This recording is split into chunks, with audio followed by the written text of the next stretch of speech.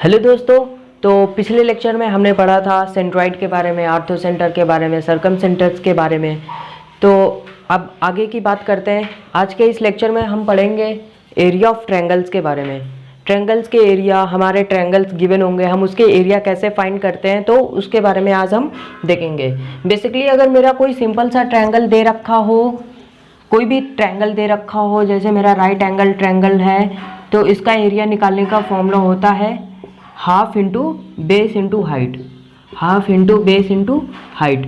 But अब हम यहाँ पे स्ट्रेट लाइन पढ़ रहे हैं अपन, तो यहाँ पे देखेंगे एरिया ऑफ ट्रायंगल कोऑर्डिनेट के फॉर्म में कैसे निकालेंगे, क्योंकि यहाँ पे हमारा जो भी ट्रायंगल्स होंगे उनके पॉइंट्स कोऑर्डिनेट दिए रखे होंगे कुछ इस तरीके से, a x1, y1, b x2, y2, c x3, y3। Okay, तो अब मेरे को यहाँ पे इस ट्रायंगल का एरिया निकालना है, तो वो कैसे करते हैं, उसका जो फॉर्मूला होता है वो देखते हैं। मुझे area of triangle A B से निकालना होता है, तो उसका फॉर्मूला होता है half into mod of determinant. अब मेरे को कैसे लिखना है, ये पॉइंट का कोऑर्डिनेट एज इट इज ऐसे लिखना है x1 y1, और फिर यहाँ पे ये थर्ड कॉलम में 1, बी पॉइंट का coordinate x2 y2 1, x3 y3 1।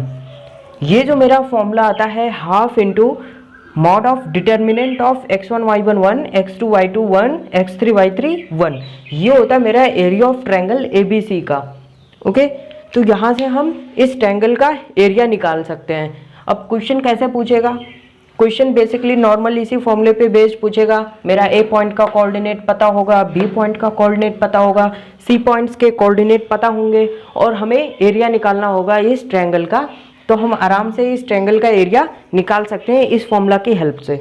Okay, तो बात आगे करते हैं। जैसे यहाँ पे तो एक ट्रायंगल था, तुम तो सिर्फ ट्रायंगल नहीं, किसी भी पॉलीगन, कोई भी पॉलीगन दे रखा हो, तुम उसका एरिया निकाल सकते हो। कैसे निकाल सकते हो, सिंपल इस फॉर्मूला की हेल्प से निकाल सकते हैं हम किसी भी पॉलीगन, किसी भी फिगर का एरिया। किसी भी फिगर का मतलब 3 साइडेड फिगर का, जैसे ये कोई ऐसे पॉलिनोमियल ऐसे दे रखा हो, ठीक है, तो मेरे को ऐसे गिवन हो, कैसे गिवन हो, जैसे ये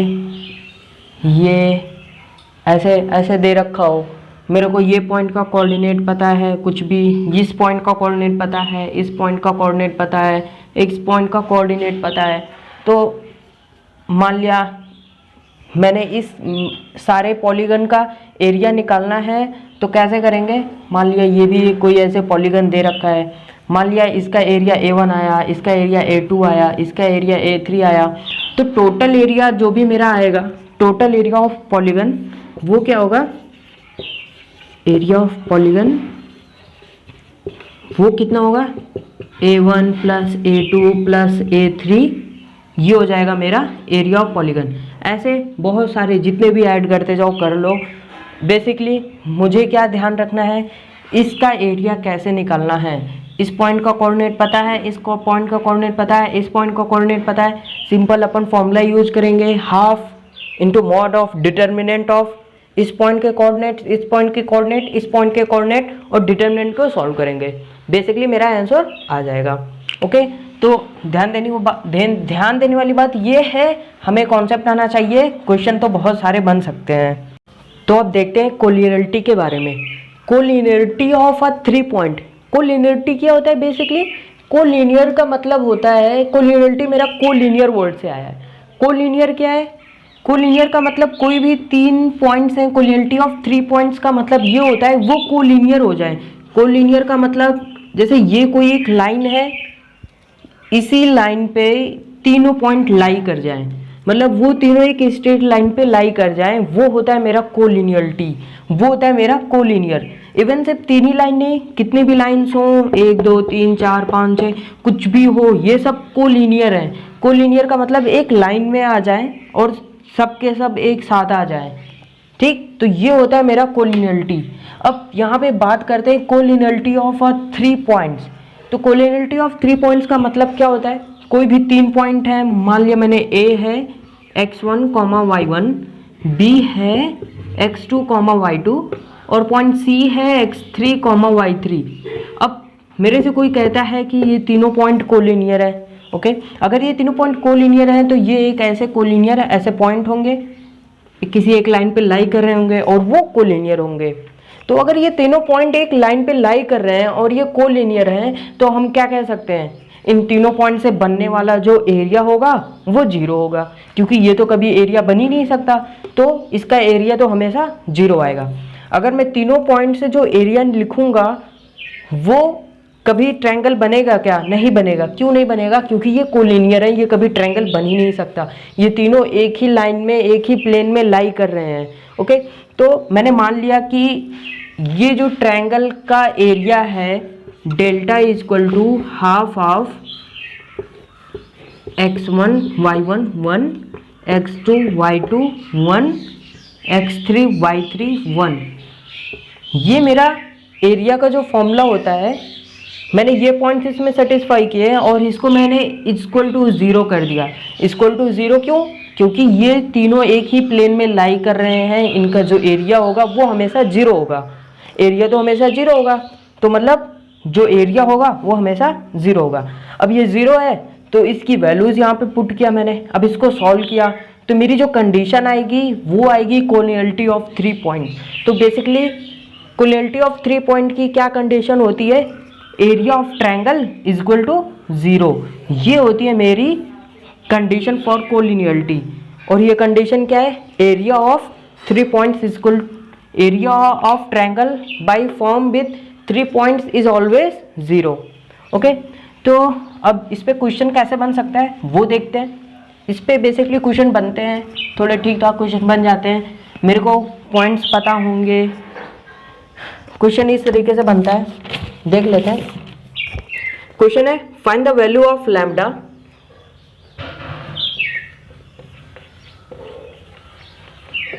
find the value of lambda if points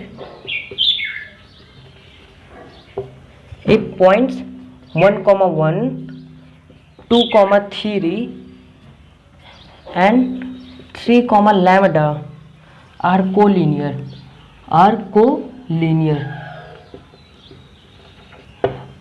तो ये है मेरा क्वेश्चन। क्वेश्चन क्या है, find the value of lambda if the point this are collinear. अब मैंने मान लिया कि ये जो तीनों पॉइंट है कोलिनियर है। कोलिनियर है इसका मतलब क्या, इसका जो एरिया होगा इस पॉइंट से बनता हुआ जो भी एरिया होगा किसी ट्रायंगल का वो इक्वल टू ज़ीरो है, क्योंकि ये कभी ट्रायंगल तो बनेगा नहीं। तो मैं डेल्टा बराबर ज़ीरो कर दूंगा। और डेल्टा बेसिकली क्या होता है, हाफ,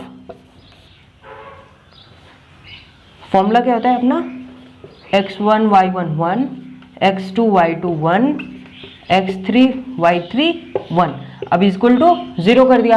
अब x1 y1 x2 y2 x3 y3।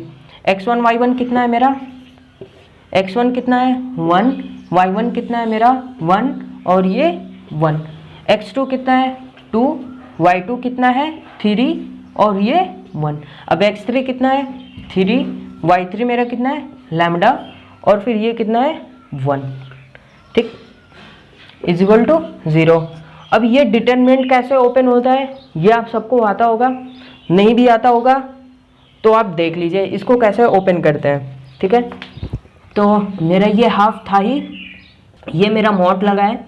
अब डिटरमिनेंट ओपन करने जा रहा हूँ। डिटरमिनेंट कैसे ओपन करना है, पहले ये वाली रो और ये वाली रो, ये वाली लाइन और ये वाली लाइन को आप ऐसे हाइड कर लो, ऐसे हाइड कर लो, ये वाली और ये वाली हाइड कर लो और इसको इससे मल्टीप्लाई कर दो, इसको इससे मल्टीप्लाई कर दो, इसको इससे मल्टीप्लाई माइनस इसको इससे मल्टीप्लाई। कैसे वो देखिए, पहले इस वाले रो को मैंने हाइड किया, ये वाली यहाँ पे कितना था 1 इंटू ये वाली और ये वाली रो हाइड कर दो तो कितना हो गया 3 माइनस लैम्डा, ठीक। अब ये वाली रो की बात करें, ये तो पहली रो थी मेरी, ये पहले वाली को मैंने हाइड किया और फिर मैंने ये लिखा, ओके। अब इस वाली की बात करते हैं, बीच वाली की बात करें तो ये वाली मैं छिपा लूँगा और ये वाली छिपा लूँगा तो मेरा क्या बचेगा, ये वाला बचेगा, ये वाला बचेगा। अब इसको इससे मल्टीप्लाई करो माइनस इसको इससे पहले यहाँ पे माइनस के साथ लिखेंगे, -1 इंटू ये वाली छिपा लो, इंटू दिस 2 - 3। ओके, अब ये वाली लाइन हो गई, ये वाली लाइन हो गई, अब ये वाली लाइन बची है मेरी। अब यहाँ से इसको छिपा लो, इसको छिपा लो, इसको इससे मल्टीप्लाई करो, माइनस इसको इससे मल्टीप्लाई करो, तो +1 इंटू इसको इससे मल्टीप्लाई करो 2 लैम्डा माइनस 3 3 = 9। तो ये हुआ मेरा डिटर्मिनेंट, ये मेरा डिटर्मिनेंट ओपन हो गया और ये इक्वल टू 0 हो गया। ओके, तो इस तरीके से मेरा डिटर्मिनेंट ओपन होता है। मैंने क्या किया, यहाँ पे 1 किया इनटू इसको मैंने छिपा लिया, अब ये बचा तो 3 माइनस लैम्डा। अब यहाँ पे बीच वाले में -1 इसको छिपा लिया 2 - 3। अब इसको हटा दिया। अब ये वाली लाइन की बात करें तो इसको और इसको छिपा लिया तो 2 लैम्डा माइनस 3 3 = 9 इक्वल टू 0। अब यहाँ से मेरे को लैम्डा की वैल्यू निकालनी है और क्वेश्चन में मुझे लैम्डा ही बताना है। ठीक है, तो अब इसको सॉल्व करते हैं। कैसे सॉल्व करना है, अब तो बेसिक सा सिंपल सा क्वेश्चन हो गया। अब तो ये कर ही सकते हैं, 3 माइनस लैम्डा, यहाँ पे माइनस है तो ये -1, तो ये +1, यहाँ पे कितना हो जाएगा +2 लैम्डा माइनस 9 इक्वल टू 0। तो यहाँ पे कितना हो गया, 3 1 4 -9 तो कितना -5 उधर चला गया 5, और यहाँ पे लैम्डा की वैल्यू कितनी आ गई 5। तो ये हो गया मेरा आंसर। ओके, तो बेसिक सा क्वेश्चन था। मुझे क्या निकालना था, पॉइंट्स पते थे, यहाँ पे एक पॉइंट अननोन था दैट इज द लैम्डा, और मुझे उसी लैम्डा की वैल्यू निकालनी थी। कंडीशन क्या दे रखी थी कि ये लाइंस कोलिनियर हैं, और हमें पता है कोलिनियरिटी के लिए क्या कंडीशन होती है, जो एरिया ऑफ ट्रायंगल होता है वो 0 होता है। तो मैंने डेल्टा इक्वल टू 0 कर दिया, फिर उसमें वैल्यू पुट की, फिर इसको सॉल्व किया, फिर लैम्डा की वैल्यू निकाली। और फिर ये डिटर्मिनेंट कैसे सॉल्व करते हैं आप सबको आना चाहिए, सबको आता होगा, और नहीं आता तो मैंने बता रखा है। अब ऐसे डेल्टा की वैल्यू निकाल सकते हैं, सॉरी लैम्डा की वैल्यू निकाल सकते हैं। तो बात करते हैं अब आइडिया ऑफ लोकस की। आइडिया ऑफ लोकस क्या है, जैसे कोई भी लोकस आपने तो सुना ही होगा क्या होता है locus of a point P is the path of the point P which moves under the given condition. Okay, तो लोकस क्या होता है मेरा, locus is a path of a point which move under the given condition। For example यहाँ पे ये जो point P है x, y इसका कोऑर्डिनेट है, ये किसी एक गिवन कंडीशन के अंदर ये मूव कर रहा है। गिवन कंडीशन क्या है यहाँ पे कि जो इसकी जो डिस्टेंस है इस सेंटर से वो हमेशा 5 सेंटीमीटर है। तो ये मेरा गिवन कंडीशन है। अब ये पॉइंट इस पाथ पे फॉलो कर रहा है बार बार, तो मेरा इस पॉइंट का जो इक्वेशन आएगा, जो भी लोकस आएगा, बेसिकली उसी को हम कहते हैं लोकस इस पॉइंट का। तो अब जैसे यहाँ पे है, मुझे पता है क्या गिवन कंडीशन क्या है, CP equal to 5 centimetre, CP equal to 5। Okay, अब CP ये वाली डिस्टेंस मुझे ये पता है 5 है। अब डिस्टेंस फॉर्मूला से हम यहाँ की डिस्टेंस लिख सकते हैं, ये पॉइंट का कोऑर्डिनेट पता है तो डिस्टेंस फॉर्मूला से लिख सकते हैं। वो क्या होता है, √(x2 - x1) का whole square, this minus this का होल स्क्वायर, x - 1 का होल स्क्वायर प्लस y - 1 का होल स्क्वायर का √ इक्वल टू 5। ये मैं लिख सकता हूँ फ्रॉम द डिस्टेंस फॉर्मूला, और मुझे पता है ये डिस्टेंस हमेशा वही रहने वाली है क्योंकि CP की वैल्यू 5 दे रखी है, तो CP इक्वल टू 5 हमने डिस्टेंस फॉर्मूला लगा के 5 लिखा। अब स्क्वायरिंग बोथ साइड मैंने स्क्वायरिंग कर दिया, तो ये क्या हो गया मेरा x - 1 का होल स्क्वायर प्लस y - 1 का होल स्क्वायर इक्वल टू 25।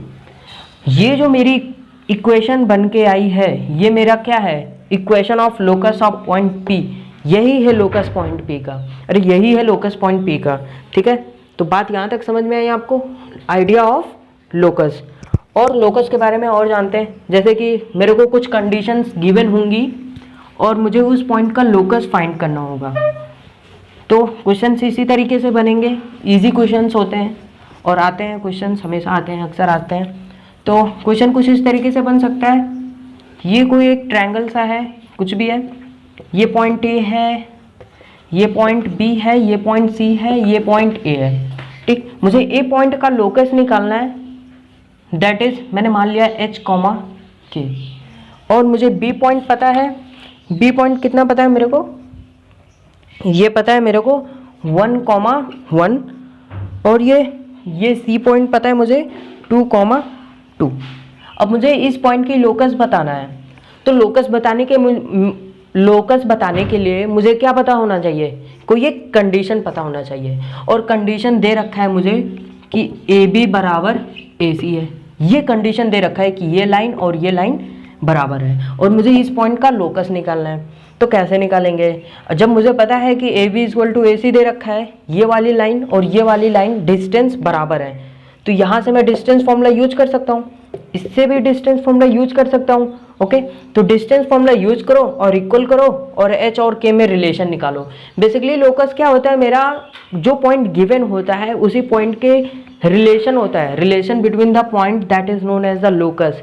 मैंने मान लिया कि ये कोई पॉइंट A है, यहाँ पे कोई एक पार्टिकल रख दो, तुम सपोज करो कि यहाँ पे कोई पार्टिकल है और ये इस कंडीशन में हमेशा मूव कर रहा है। जैसे ये कोई एक सर्कल है, यहाँ पे कोई पॉइंट P है, ये मुझे पता है, इसका लोकस मुझे निकालना है h कॉमा k। अब मैंने एज्यूम कर लिया ये कोई पार्टिकल है, मैंने रस्सी से बांध के रखा है, यहाँ से सेंटर से रस्सी से बांध लिया, तो ये तो मेरा फिक्स है। अब ये पार्टिकल यहाँ पे मूव कर रहा है, ये पार्टिकल सिर्फ यहीं पे ही मूव कर रहेगा, जितनी लेंथ होगी इसकी, मतलब जितनी इसकी रेडियस होगी, बस ये वहीं तक मूव करेगा। तो ये जो पार्टिकल है जो पाथ फॉलो कर रहा है वो मेरा क्या होगा, वो होगा मेरा लोकस। ठीक है, ये पार्टिकल जो भी पाथ फॉलो कर रहा है वो मेरा लोकस होगा। ओके, तो अब बात करते हैं आगे। यहाँ पे दे रखा है मुझे कि ए बी इक्वल टू ए सी है, ये मेरी कंडीशन दे रखी है, और मुझे इस पॉइंट का लोकस निकालना है। तो हम कैसे निकालेंगे, कुछ भी नहीं, ए बी का डिस्टेंस फॉर्मूला निकालो और ए सी का डिस्टेंस फॉर्मूला निकालो और फिर इसमें आंसर सॉल्व करो। कैसे करना है, ए बी इक्वल टू क्या हो जाएगा, अंडर रूट h माइनस 1 का whole square plus k minus 1 का होल स्क्वायर। तो यहाँ पे मैंने लिखा है h माइनस 1 का whole square plus k minus 1 का whole square equal to, same उसी तरीके से यहाँ पे भी कर सकते हैं। क्या हो जाएगा, अंडर रूट h माइनस 2 का whole square plus k minus 2 का होल स्क्वायर। अब स्क्वायरिंग बोथ साइड, दोनों साइड सॉल्व करेंगे, h और k है तो h k को मैं x कॉमा y से रिप्लेस कर सकता हूँ, फिर इसको मैं सॉल्व करूंगा, फिर मेरा वही आएगा, लोकस हो जाएगा। फिर आप जब इसको सॉल्व करोगे तो आंसर आ जाएगा x plus y equal to 3, और ये मेरा क्या होगा, ए पॉइंट का लोकस, ये हो जाएगा मेरा locus of a point A. तो इस तरीके से हम लोकस निकाल सकते हैं। ओके।